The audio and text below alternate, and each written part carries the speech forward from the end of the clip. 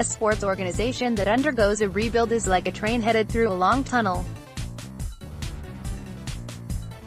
You start out in daylight, enjoying the view in an open area, and then, sudden darkness. Some passengers of the cabin, observant fans, may have seen the tunnel coming. They understood that the track they were riding on would lead them through this process before arriving at its ultimate destination. For the rest of them, the sudden absence of light was a shock to their system. This has been the experience for Marlins fans since 2017. Like it or not, we are all on this train together, and the ride could be bumpy. You see players that you once enjoyed and cheered for disappear from view, while still waiting on worthy replacements to emerge. It's natural to want to accelerate through the tunnel as fast as possible. To hell with what the experienced conductor recommends.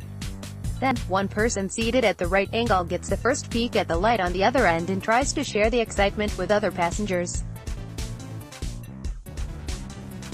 They get called fanatical or biased, told that the light is a figment of their imagination, and that all that is left is the familiar darkness.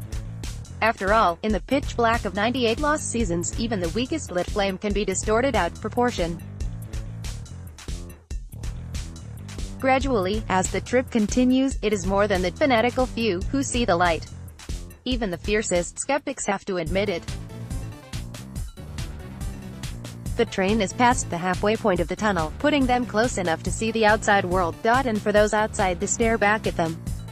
Acknowledging that the Marlins still have work ahead to reach World Series station, Baseball America likes the direction that they're headed in. Widely considered the gold standard of baseball talent evaluation, BA released its 2019 MLB Organizational Talent Rankings on Wednesday, subscription required and recommended. Miami placed at number 13, a dramatic bump from number 24 the previous year and number 29 the year before that.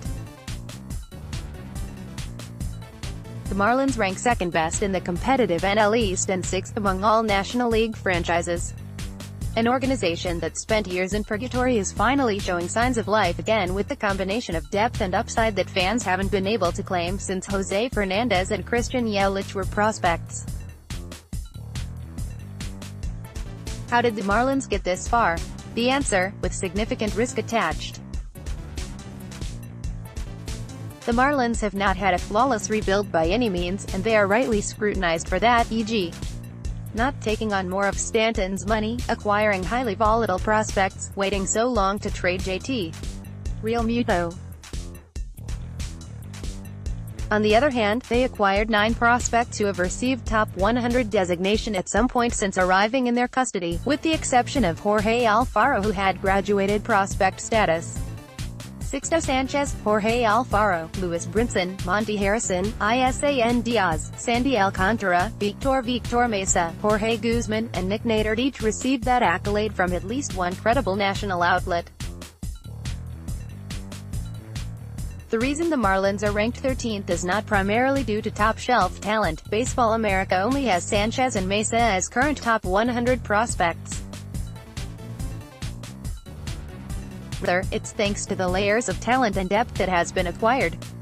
A previous article stated how the Marlins are top 5 in terms of their quantity of 50-grade prospects in their organization, those projected to be at least average major leaguers.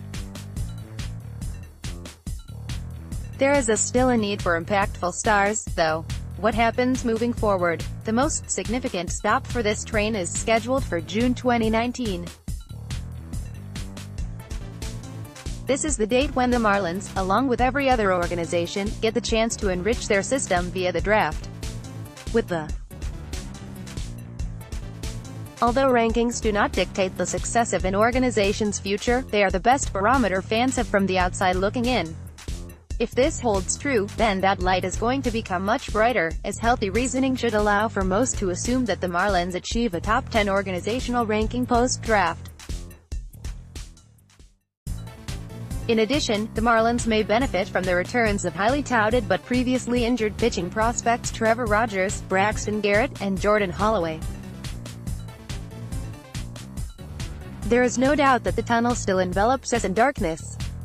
But the light is getting closer, and the observant fans are not the only people seeing it any longer.